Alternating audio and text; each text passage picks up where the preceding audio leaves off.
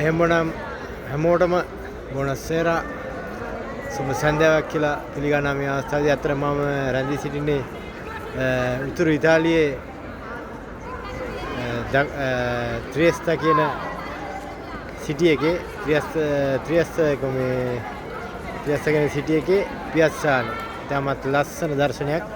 අතරම ඉතාලිය කියන්නේ කොයිතරම් ලස්සන රටක්ද කියලා ඔයාලට පේනවා ඇති මේ රූපරාමු වලින්. තම ලස්සන දර්ශනයක් අපිට මේ රූපරාමු වලින්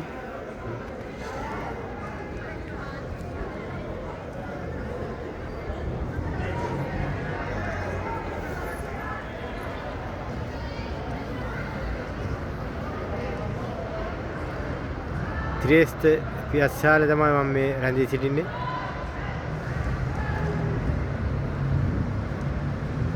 මෙතන ඔබට තියෙන්නේ ත්‍රියස්ත පෝට් එක.